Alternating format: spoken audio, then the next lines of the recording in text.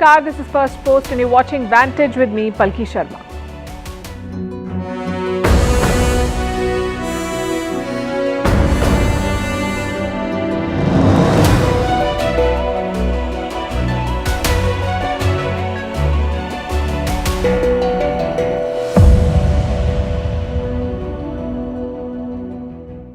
The Chinese military has completed 96 years today. They haven't been tested in a war in decades. They're the world's biggest military, but they're not in the news for any of their achievements or celebrations today. Two of their top generals went missing some time back, and now they've been sacked. They belong to an elite rocket force led by Xi Jinping himself, and their story sounds eerily similar to that of China's former foreign minister. First missing, then fired. This is a pattern now. Top officials are disappearing. There's talk of a purge. We'll tell you all about it in the show tonight. Also tracking the events in Ukraine and Russia, more drone attacks on Moscow. Poland and Lithuania are looking to seal their borders. Meanwhile, India is wondering if Vladimir Putin will attend the G20 summit next month. Will he come to India? We'll share what we know. In Pakistan, the stage is being set for Nawaz Sharif's return, and in Israel, a new law on sexual terrorism, that's what they're calling it. This new law is being called racist. Also, the trend of taking diabetes drugs for weight loss. Is it safe? And why is it being allowed? We'll discuss all of that. The headlines first. Niger remains volatile after the coup last week. European countries rush to evacuate their citizens. France will begin evacuations today amid rising tensions with Niger. Italy is arranging a special flight to repatriate its nationals. US officials meet Taliban leaders in Qatar, the first such meeting since they took power in Kabul 2 years ago. The two sides discussed lifting of sanctions and travel bans. The Taliban also sought the release of the assets of the Afghan Central Bank held abroad. In India, at least 5 people, including policemen, are dead in communal clashes near the capital. Mobs hurled stones at a Hindu religious procession in a predominantly Muslim district in Haryana. Mobile internet services have been suspended in a few places. More than 80 people have been arrested. Vegan raw food influencer reportedly dies of starvation. Zana Samsonova was from Moscow but was staying in Sri Lanka. She lived on a raw vegan diet which included eating unprocessed food cooked below a certain temperature. And the UK launches its first postal deliveries by drone. Mail on the Scottish Isles of Orkney will be delivered by drone starting today. The world's first drone delivery service was launched in Iceland in 2017.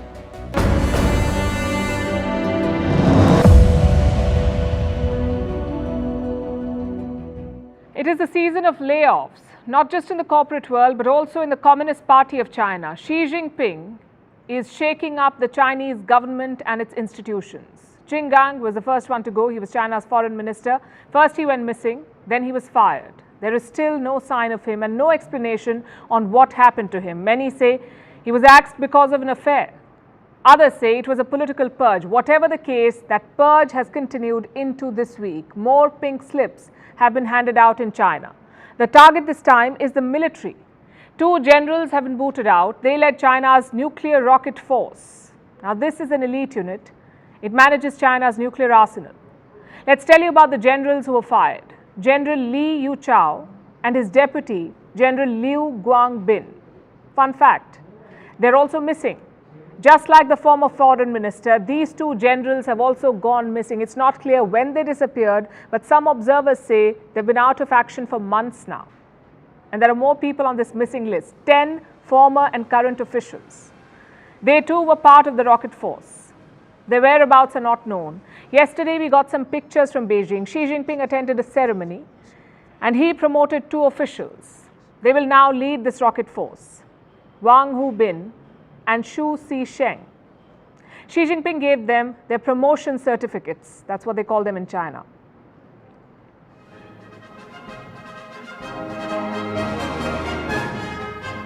This 次晋升上将军衔的军官是火箭军司令员王厚斌。 And this is not a normal shake-up. This is the largest purge at the highest levels of the PLA in a decade. Why is this happening? At this point, your guess is as good as mine. As always, Chinese officials are silent And in the absence of an official explanation, rumors are swirling. Some say these generals face corruption charges and that they're being investigated. Others say there's been an intelligence leak and that military secrets have been compromised in China. We cannot confirm either version. It might take weeks or months for the real story to come out. At this point, we cannot even say if there is a link between the departure of Qin Gang and these generals. But we can tell you that there are clear signs of mistrust. Even after more than 12 years in power, Xi Jinping still has some major trust issues, especially with the military leadership. He demands, quote-unquote, absolute loyalty from them. This month, the president chaired 2 high-level meetings. He met top military leaders and he gave them some clear instructions. We have a copy of that statement. Listen to what Xi Jinping said. Military leaders must focus on solving the prominent problems that persist at party organizations on all levels with regard to enforcing the party's absolute leadership over the military. That last bit says everything. Enforce the party's absolute leadership over the military. That's what Xi Jinping wants. He wants the party to run the military and he wants the generals to pledge their loyalties, which, by the way, is not a new mandate. Xi Jinping became president of China in 2012 and since then he's been trying to enforce the party's will and by extension he's been trying to accumulate more power. That mission was extended to the PLA as well. Under Xi Jinping, a new structure was created for the Chinese military. It led to the birth of the Rocket Force in 2015. Now, this rocket force is a very important branch. Like I said, it handles China's nuclear arsenal. It also manages missile systems, the kind that can be used to attack Taiwan or deter American movement in sensitive areas like the South China Sea. So, a shake-up in this department is quite significant. And here's something else you should know. Since taking over, Xi Jinping has sacked thousands of military officials. He has investigated hundreds for graft. And in the process, he has created a structure that gives him complete control. Xi Jinping is the chairman of the Central Military Commission, or CMC, Central Military Commission. This is the top military decision-making body in China. The chairmanship of this body gives Xi Jinping immense power. He is the supreme commander of the PLA. All the wings of the PLA, the Army, the Navy, the Air Force, all of them report to him. So does the Rocket Force. Over the past decade, Xi Jinping has promoted his favorite generals. He surrounded himself with loyalists and installed watchdogs inside the CMC, just to avoid what's happening right now. Now, those same reforms are failing him. So the question is the Chinese president's bid to consolidate power backfiring? Has the Chinese military been compromised? Can the president not trust his own generals anymore? These are uncomfortable questions. And for a country like China, which has picked a fight with practically everyone, these are also dangerous questions. And the timing could not have been worse. Today is the PLA's 96th anniversary. But instead of celebration, they're in the news for a purge. The facade of authority around their president is under stress. Moscow is under attack.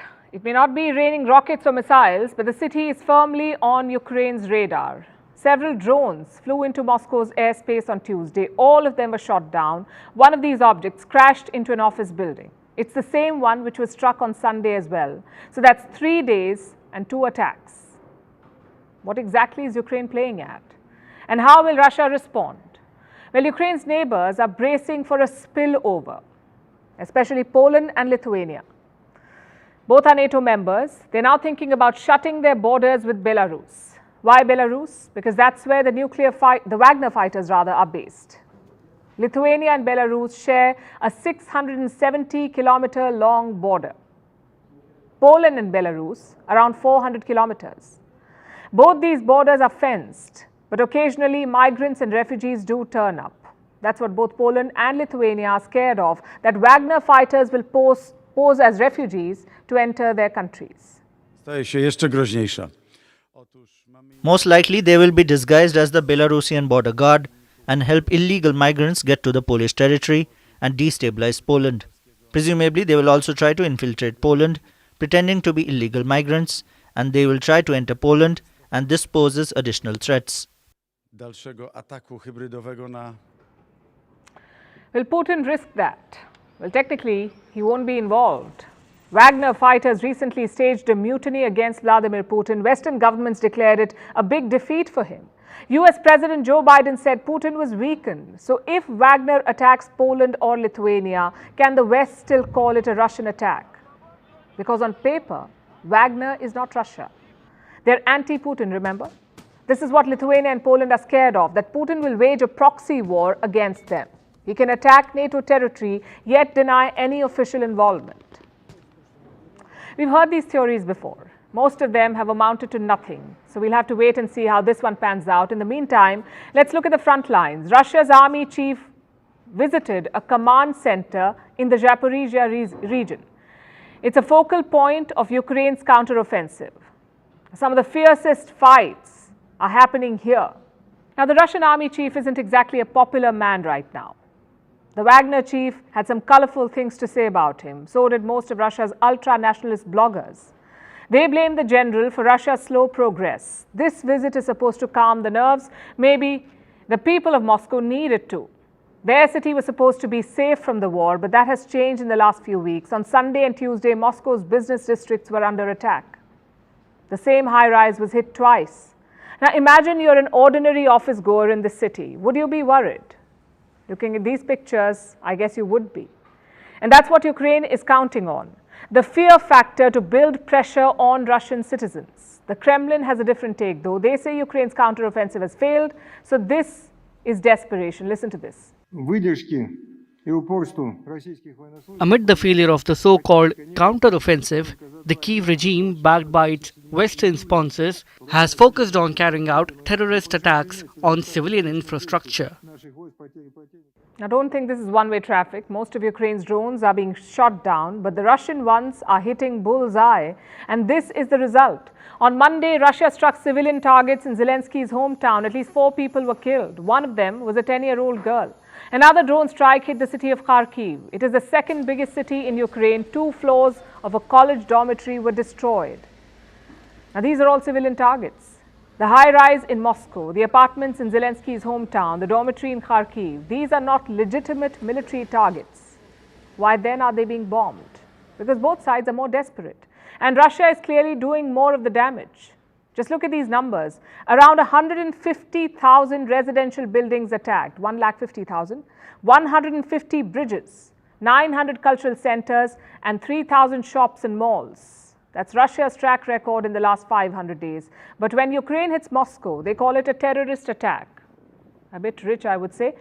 But the larger point is this: neither side should be striking civilian targets. If you're desperate, sue for peace. Don't kill civilians. Which brings us to the talks in Saudi Arabia. The kingdom is planning a peace summit later this month. Ukraine is attending, but not Russia. The United States has confirmed its participation. A dozen others, including India, will also be attending. But is there appetite for peace?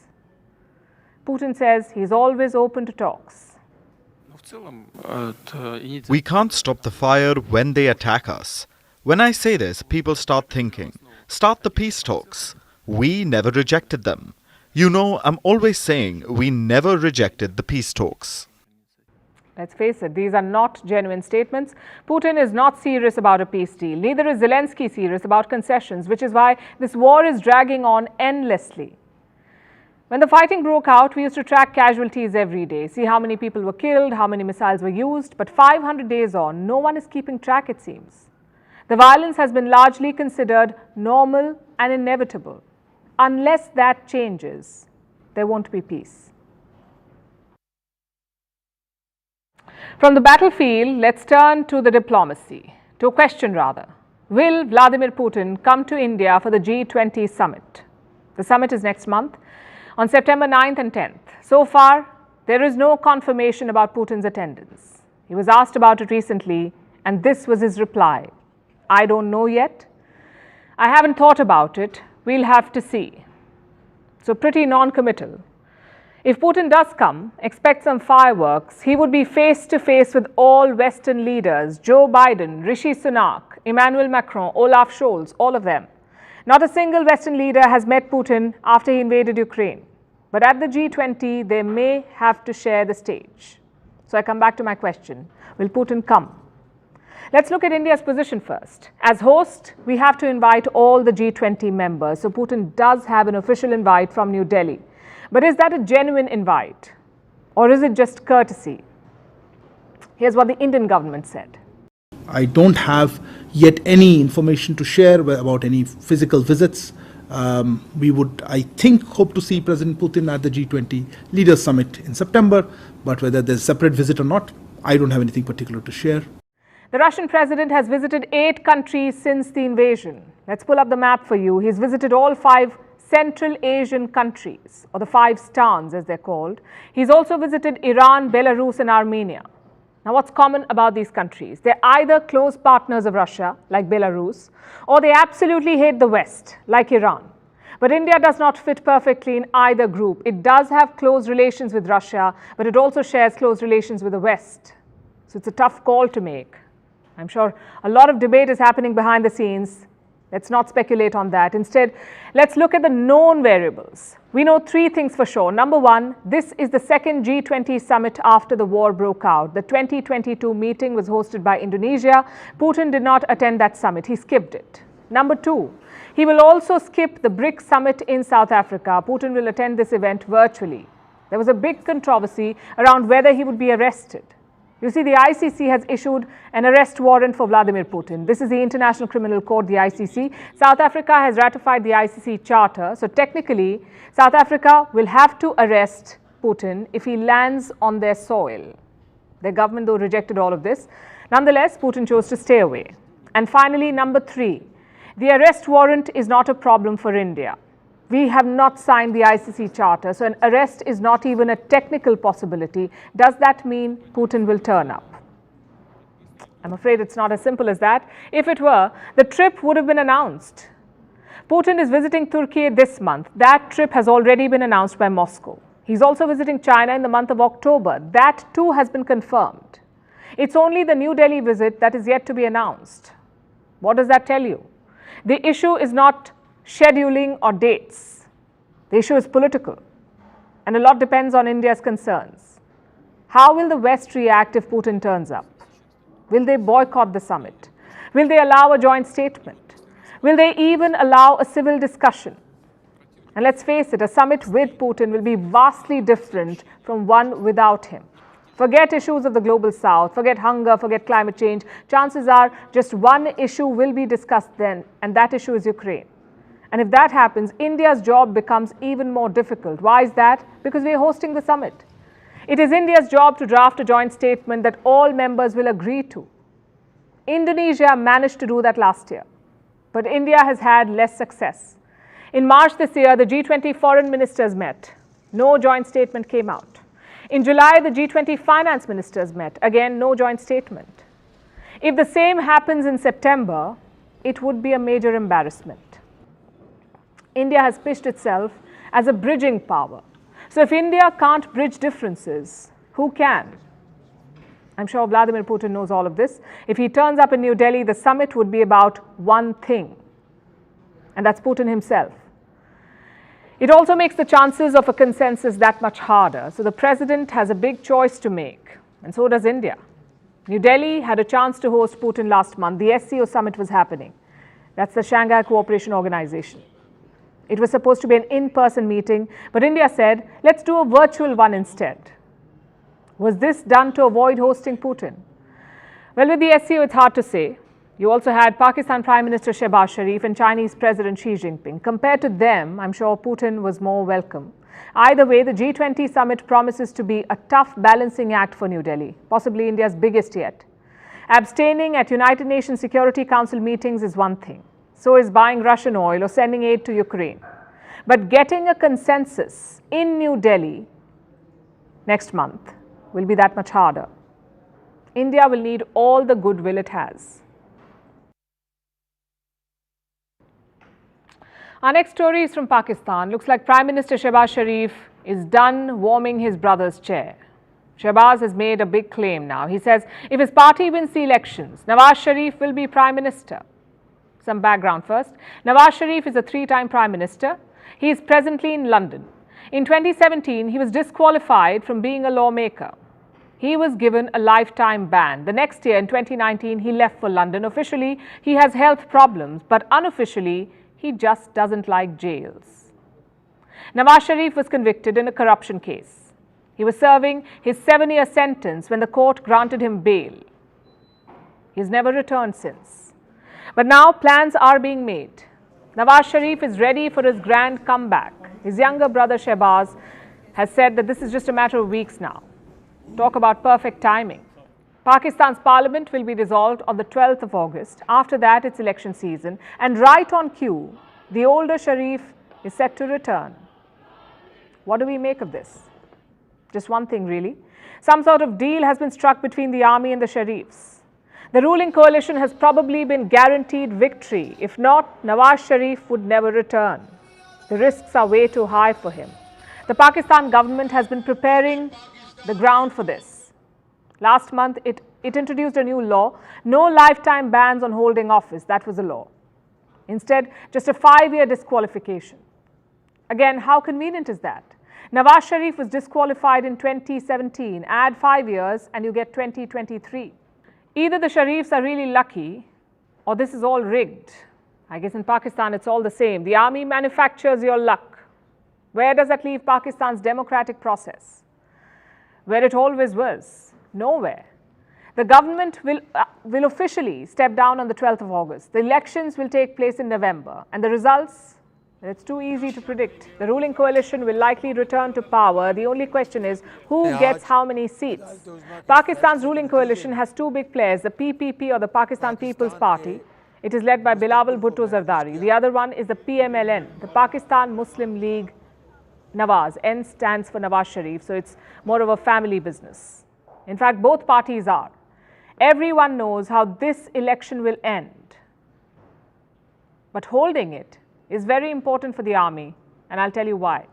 The past couple of months have been tumultuous for the country. Ex-Prime Minister Imran Khan was on a rampage. His supporters even attacked the army headquarters. So the army had 2 choices, either ban and jail Imran Khan or beat him at his own game. Looks like the army has chosen plan B. Neither Imran Khan nor his party have been banned. They're free to contest the upcoming election. And when he loses, you can guess what the army will say. We told you so. All preparations have been made for this strategy. His party has been broken up. His top leaders have abandoned him. And his supporters are facing military trials. I guess it's true what they say. Never bet against the army in Pakistan. Having said that, the Nawaz Sharif decision is a bit surprising. His relationship with the army has always been problematic. In 2020, he gave a virtual address from London. He blasted the army leadership. He accused ex-army chief Qamar Javed Bajwa of toppling his government. So what has changed now?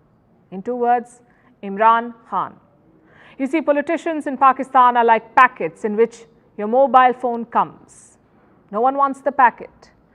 But you can't sell without them either. In Pakistan, these packets keep changing. In 2018, the army wanted to oust the Sharifs. So they used Imran Khan to control power. Now their goal is to keep Imran Khan out. So they're using the Sharifs to control power. It's like a rigged game of Monopoly. The army always wins. The people of Pakistan always lose. And now let's tell you about Myanmar, where the military seems to be losing ground. The Myanmar junta captured power in a coup in the year 2021. They pledged to hold elections by this year, but it looks like that's not happening anytime soon. The junta has extended the state of emergency. They say violence makes it impossible to hold elections. A significant portion of Myanmar is not under their control. There is rampant fighting, and an election at a time like this could mean fresh tensions, that's what they say. Meanwhile, Aung San Suu Kyi has been pardoned. She will now be moved to house arrest. So is the junta using Suu Kyi's pardon to distract from its own troubles? Is Myanmar's military losing the plot? Our next report brings you the full story. Myanmar gained independence in 1958.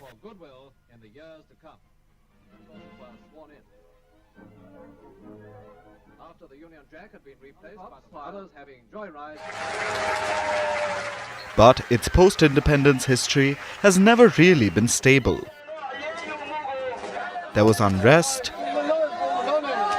conflicts, and an army that ruled for over 5 decades. The 2010s saw glimpses of democracy and peace. But then came the coup of 2021. Aung San Suu Kyi's National League for Democracy won the elections. They were about to take power. The NLD won nearly 80% of the seats, so a landslide victory for Suu Kyi. The army-backed proxy party won only 7% of the seats, so the military was alarmed. They feared that the party would change the constitution, basically weaken the military's political power, and make it answerable to elected governments. So the junta intervened. The coup plunged the Southeast Asian nation into chaos. There was widespread violence, arrests, killings as the junta launched a bloody crackdown on dissent.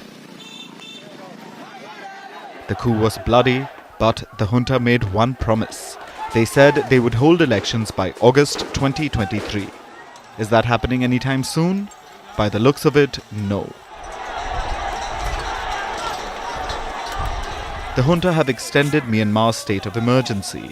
They say it's because of the ongoing violence.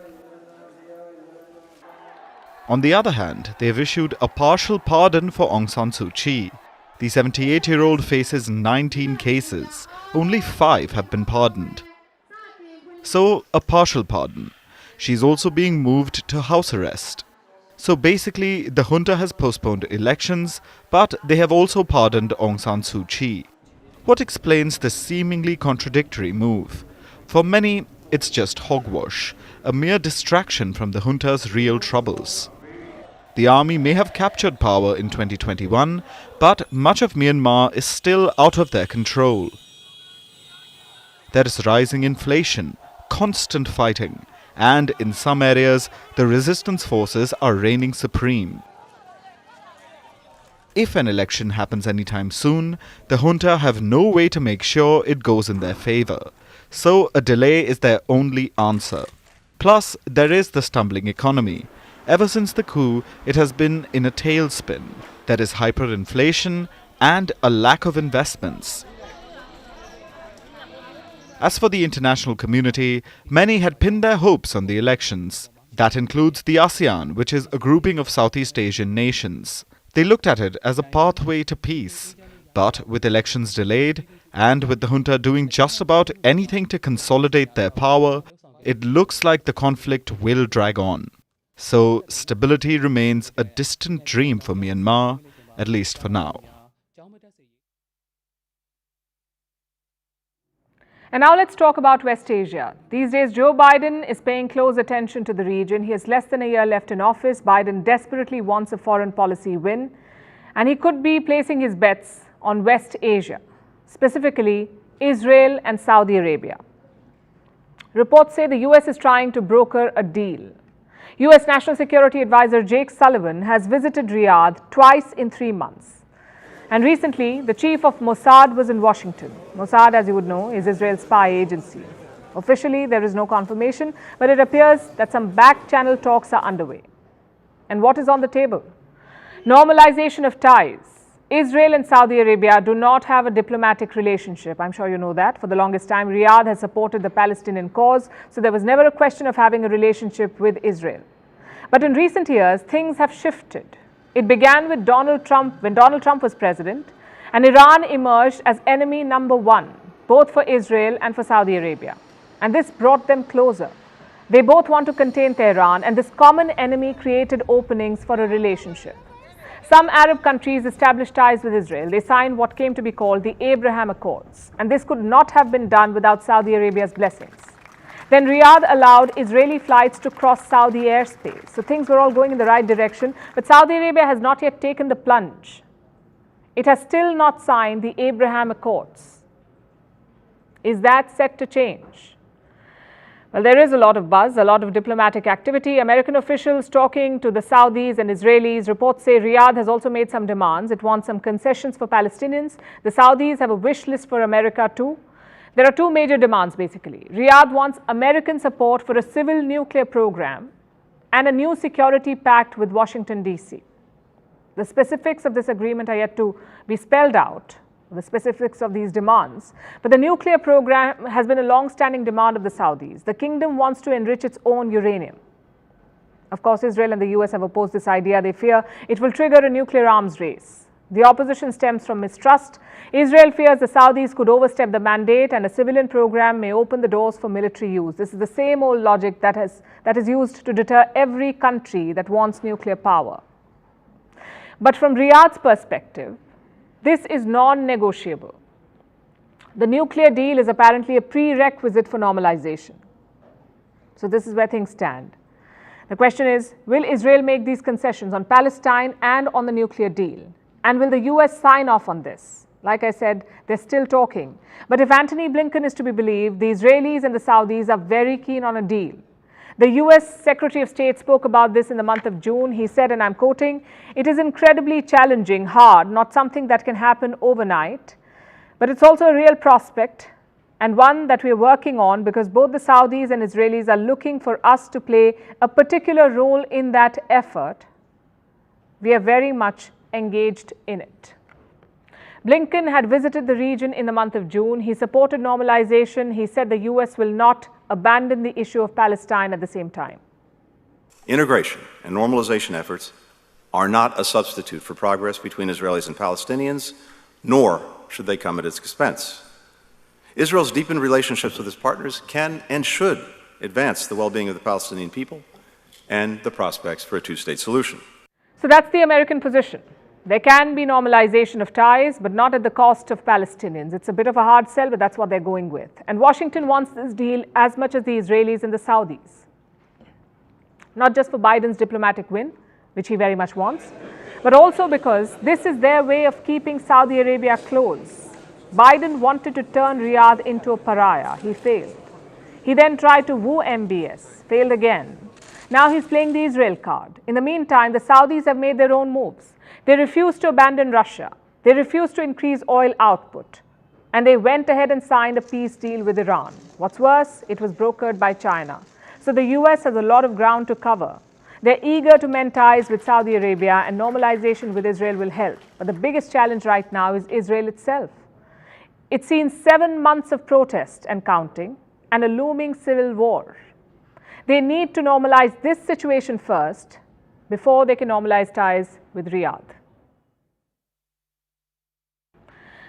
And now look at what's going on in Israel's parliament. No, we won't focus on the judicial overhaul today. Instead, there's another problematic bill which has passed. It's been called a sexual terrorism law.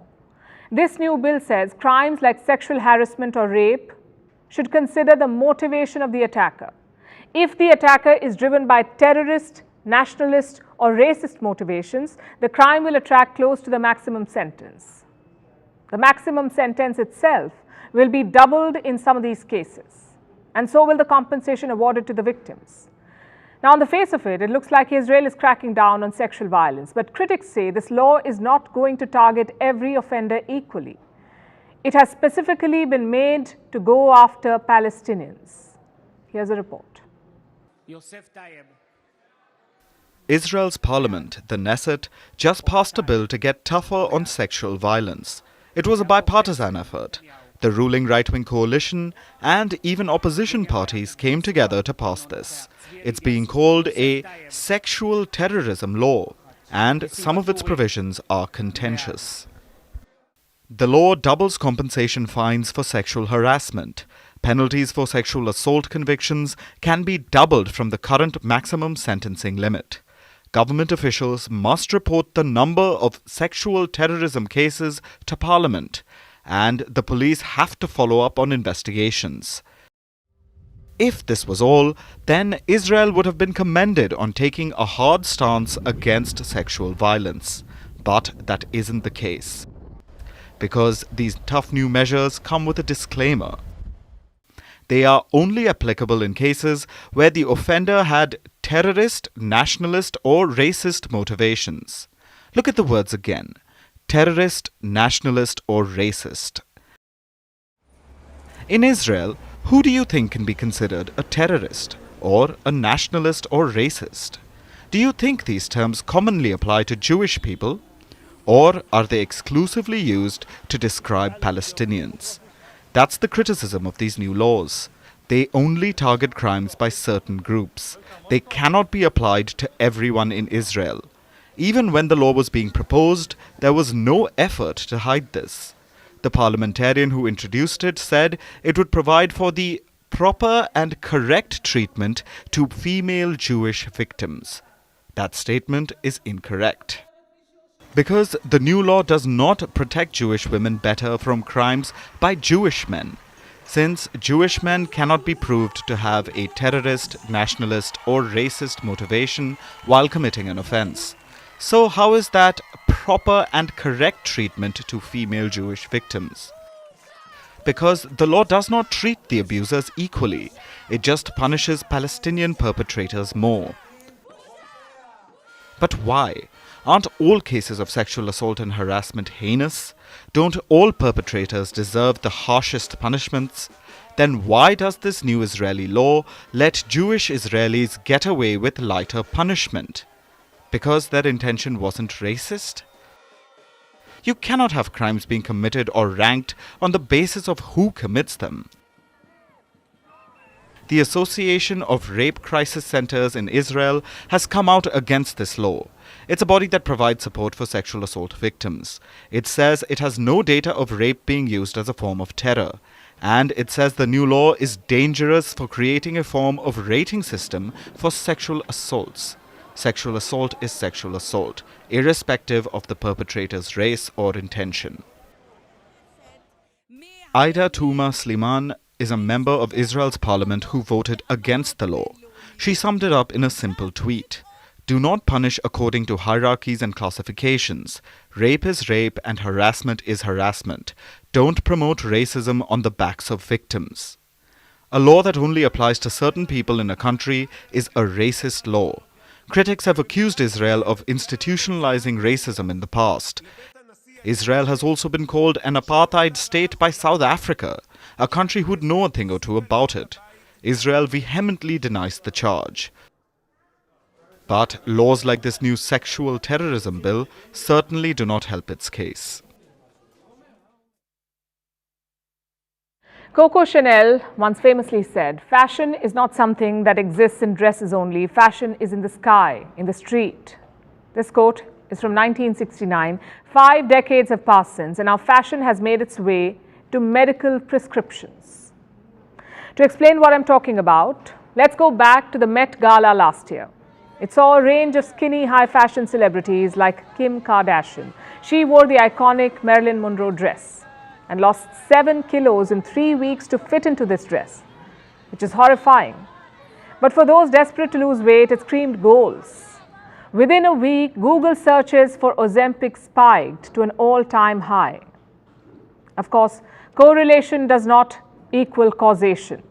Though experts cannot help but connect the dots, Ozempic has quickly become famous as a celebrity skinny jab. It's a TikTok trend. #Ozempic has more than 160 million views on the platform. Terrifyingly, there's even an Ozempic TikTok challenge, and now the drug is flying off the racks. Ozempic is a type 2 diabetes treatment. It is prescription medication, which patients self-inject once a week.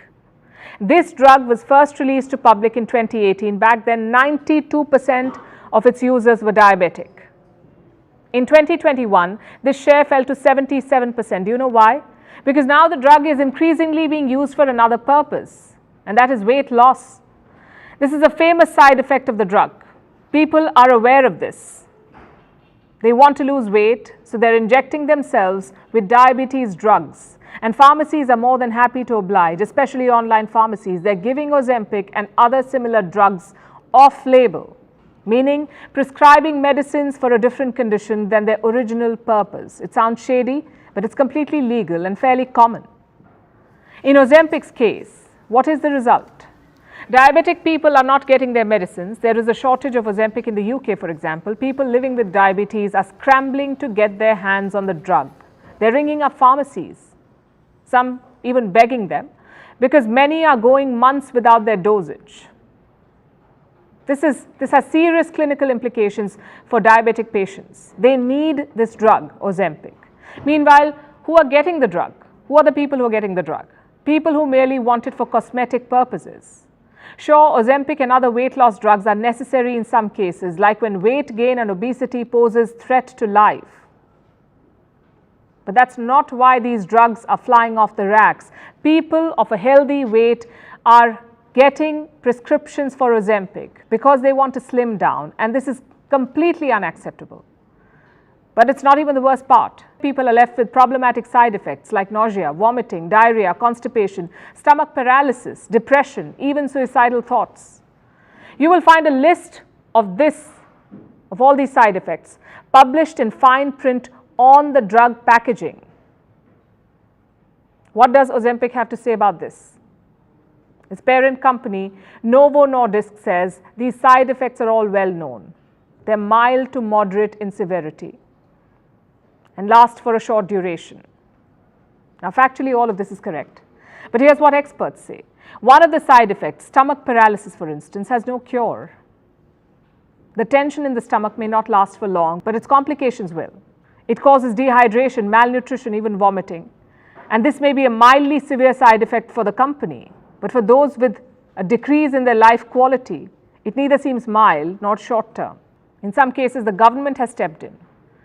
Health departments are discouraging off-label prescription of this drug. They're urging doctors to halt prescribing it to new diabetic patients. But that may not be enough. Such demands do not solve the problem. Who is regulating the drug is the question. Who is making sure that these drugs are sold under strict conditions? Where are the health checks? Who is screening for eating disorders to check validity? A lot of questions, but no answer. And in some cases, governments have approved these drugs. So they've shoved accountability on patients, then wiped their hands off the matter. Now, regulation is absent, while drug-fueled TikTok challenges are taking place. This is where we are at. And now, staying on the topic of health and medicine, I want to ask you a question. What would you do if you could control what goes on in your body? If you could program it, so to speak? Would you set an alarm that forces your eyes to open in time for work or class? Or would you program your muscles to keep flexing even while you slept, to burn those extra calories while you're dreaming? Or would you be even more ambitious? Would you try and fix underlying medical issues by manually controlling your body? I ask all of this because this is where humans seem to be headed. A new research paper has been published by scientists in Switzerland. They say they can send electric commands directly to human DNA, meaning they can make human genes obey external commands. They claim to have a proof of concept for this electrogenetic interface, and they say this is the future of wearable medical devices. Here's a report. An electrogenetic interface. That's what scientists at the ETH Zurich University are calling their new discovery. They have found a way to talk to human DNA, to give human genes commands using electricity. Thus the name electrogenetic. The scientists from Switzerland just published a paper detailing their findings. They are quite excited about the potential their research has in the field of wearable electronic devices. Let's first talk about what they did, how the scientists proved their concept. They took a mouse with type 1 diabetes and attached some human cells to it. The human cells were capable of producing insulin. That's the essential hormone that controls your blood sugar levels. People develop diabetes when their bodies are unable to regulate their blood sugar levels on their own. Coming back to the experiment with the mouse, the scientists had put acupuncture needles into the test subject, right where the human genes had been attached. This allowed the scientists to transmit commands to the human DNA via electricity, almost like a small electric shock to tell the human genes to start making insulin, and it apparently worked. The scientists say their electrogenetic interface allowed them to supply insulin to the mouse in a timely manner, that too by using a standard set of AA batteries. Now imagine what this could do for diabetic humans. We could wear a watch-like device that could trigger regular insulin production. A machine could take over for our failing DNA and keep our blood sugar levels in check, that too on a timer. No more alarms to remind you of your insulin dose. If you combine this technology with constant monitoring, it could help prevent insulin shocks. It could potentially save lives. And that's just the beginning. The technology doesn't need to just focus on diabetic patients. It has the potential to alter medicine as we know it.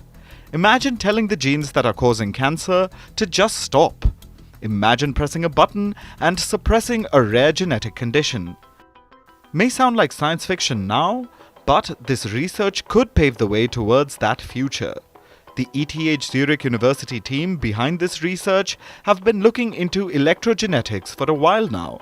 In 2020, they successfully used electricity to control gene expression. And 3 years later, they've come out with the electrogenetic interface, a way to command human DNA directly. We found out that electricity could control DNA a while ago, but the next stage was figuring out how. It's not like you could point a remote at a person and have their genes respond to a button.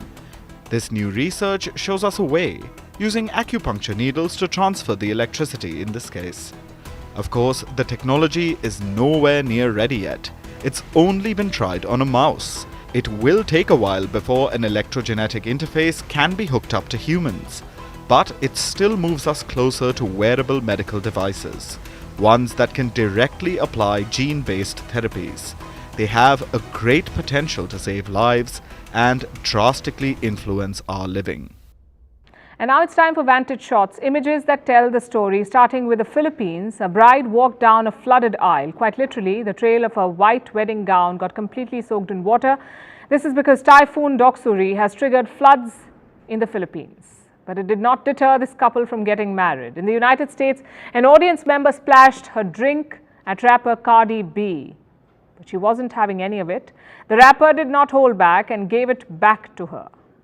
And a rare white tiger cub was rescued from a private owner in the Czech Republic. It has found a new home in Germany. Finally, we're taking you back in history. On this day in 1914, Germany declared war on Russia. Germany was part of the Central Powers, while Russia was part of the Allied Powers. After the invasion of Serbia, in fact, Russia began to mobilize its army on the border of Austria and Hungary. Germany asked Russia to demobilize. When there was no response from the other end, Germany declared a full-blown war. We're leaving you with that. Thank you very much for watching. We'll see you tomorrow.